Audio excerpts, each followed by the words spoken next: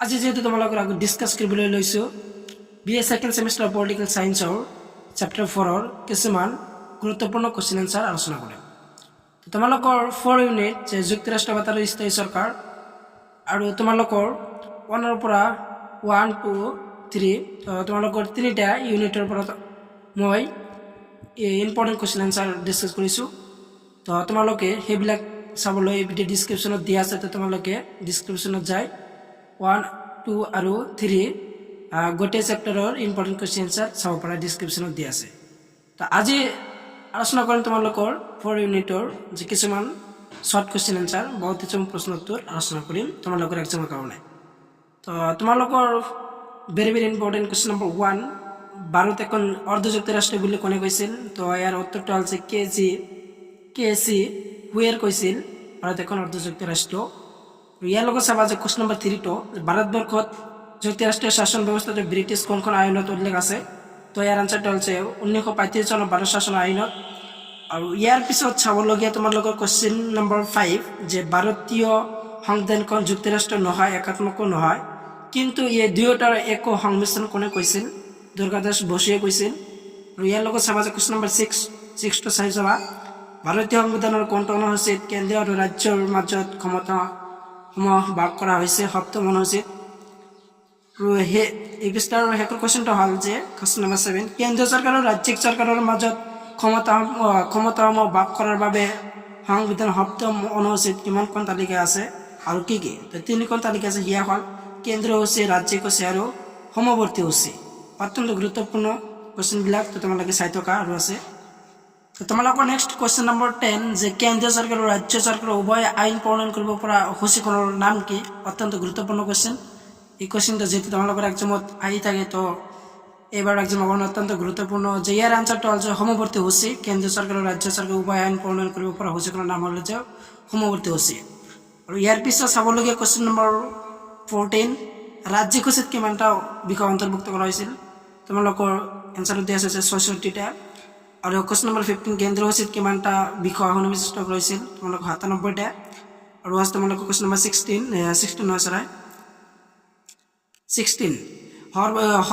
সমৱৰ্তী অনুসূচীত কিমানটা বিষয় সন্নিবিষ্ট আছে? 52টা সন্নিবিষ্ট আছে সমৱৰ্তী সূচীত।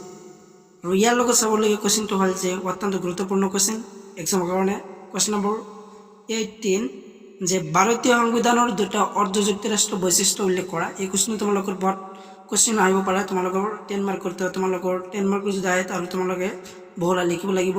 তো তোমালোকৰ পিছৰ এই কুৱেশ্যনটো তোমালোকে সম্পূৰ্ণ দেখুৱাম। তো আজিৰ কুৱেশ্যনটো হ'ল যে 18, তো ইয়াৰ আনচাৰটো হ'ল যে 1 নাগৰিকত্ব আৰু 2 নম্বৰটো দিয়া আছে যে কেন্দ্ৰীয় চৰকাৰ প্ৰাধান্য। ইয়াৰ আছে তোমালোকৰ ভাৰতীয় সংবিধানৰ 2টা অৰ্ধ যুক্তৰাষ্ট্ৰৰ বৈশিষ্ট্য, 1 নাগৰিকত্ব আৰু কেন্দ্ৰীয় চৰকাৰৰ প্ৰাধান্য। আৰু আছে তোমালোকে তো নেক্সট খিনিলৈ তোমালোকে চাই থকা।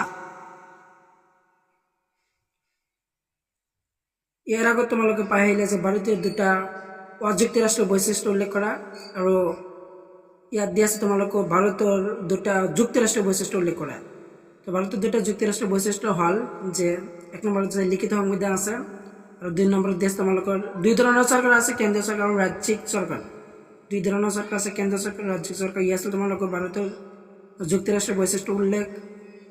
আৰু ইয়াৰ লগত চাবলগীয়া কুৱেশ্যনটো হ'ল যে কুৱেশ্যন নম্বৰ 24, 25 ইম্পৰ্টেণ্ট ভেৰি 2টা কুৱেশ্যন এক্সামৰ কাৰণে যে নীতি আয়োগ কেতিয়া গঠন কৰা হয়? 2015 চনৰ 1 জানুৱাৰী ভাৰতৰ পৰিকল্পনা আয়োগৰ ঠাইত নীতি আয়োগ গঠন কৰা হয়।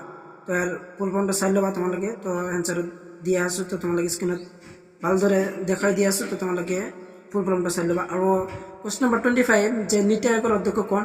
তো এইটো কম বেছি সকলোৱে জনা যে ইয়াৰ অধ্যক্ষ হ'ল যে ভাৰতৰ প্ৰধানমন্ত্ৰী। নীতি আয়োগৰ অধ্যক্ষ হ'ল যে ভাৰতৰ প্ৰধানমন্ত্ৰী। আৰু আছে তোমালোকৰ কুৱেশ্যন, তো নেক্সট কুৱেশ্যনলৈ তোমালোকে ভালদৰে চাই থকা। ইয়াৰ পিছত আছে তোমালোকৰ ভেৰি ইম্পৰ্টেণ্ট কুৱেশ্যন নম্বৰ 31 যে কিমান চনত ভাৰতত পোনপ্ৰথমে স্থায়ী সাহিত্য শাসন পৰিৱৰ্তন কৰা হৈছিল? তো ইয়াৰ আনচাৰটো হ'ল যে 1882 চনত প্ৰথমে স্থায়ী সাহিত্য শাসন পৰিৱৰ্তন কৰা হৈছিল। আৰু আছে তোমালোকৰ কুৱেশ্যন নম্বৰ 32 যে সমূহীয়া উন্নয়ন পৰিকল্পনা কিমান চনত ভাৰত চৰকাৰে পৰিৱৰ্তন কৰিছিল? 1992 চনত। 1952 চনত সমূহীয়া উন্নয়ন পৰিকল্পনা ভাৰত চৰকাৰে পৰিৱৰ্তন কৰিছে। আৰু আছে তোমালোকৰ কুৱেশ্যন নম্বৰ 35 যে কোন চনত সমূহীয়া উন্নয়ন পৰিকল্পনা আৰম্ভ কৰিছে very very important question number 35 যে কোন চনত সমূহীয়া উন্নয়ন পৰিকল্পনা আৰম্ভ কৰা হৈছিল 1952 চনত সমূহীয়া উন্নয়ন পৰিকল্পনা আৰম্ভ কৰা হৈছিল আৰু আছে যে তোমালোকৰ কুৱেশ্যন তো নেক্সট কুৱেশ্যনটো তোমালোকে চাই থকা আৰু যিবিলাক মই স্ক্ৰীনত দেখাই দি আছোঁ তো তোমালোকে সম্পূৰ্ণখিনি চাই থকা তাৰপিছত চাবা অত্যন্ত গুৰুত্বপূৰ্ণ কুৱেশ্যন যে 47 যে গাঁও পঞ্চায়তৰ মুঠ সদস্য সংখ্যা কিমান জন তো গাঁও পঞ্চায়তৰ মুঠ সদস্য সংখ্যা তোমালোকৰ যে 10 জন আৰু আছে তোমালোকৰ question number 50 very very important যে সংবিধানত 73তম সংশোধনীৰ কিমান চনত গৃহীত হৈছিল 92 চনত 1992 চনত সংবিধানৰ 73তম সংশোধনী গৃহীত হৈছিল আৰু ইয়াৰ লগত চাবলগীয়া কুৱেশ্যনটো হ'ল যে 52 ভাৰতীয় সংবিধানৰ কিমান নং অনুচ্ছেদত সংবিধান সংশোধনীৰ বিষয়টো উল্লেখ আছে অত্যন্ত গুৰুত্বপূৰ্ণ কুৱেশ্যন 368 নং অনুচ্ছেদত ভাৰতীয় সংবিধান সংশোধনীৰ বিষয়টো উল্লেখ আছে আৰু তোমালোকৰ 53 ভাৰতীয় সংবিধান সংশোধন কৰা সংবিধানৰ নিচিনা নমনীয় নহয় তো ব্ৰিটিছ সংবিধানৰ সংশোধনৰ নিচিনা আজিৰ ভিডিঅ'ৰ শেষৰ কুৱেশ্যনটো হ'ল যে 64 হয় নে নহয় লিখা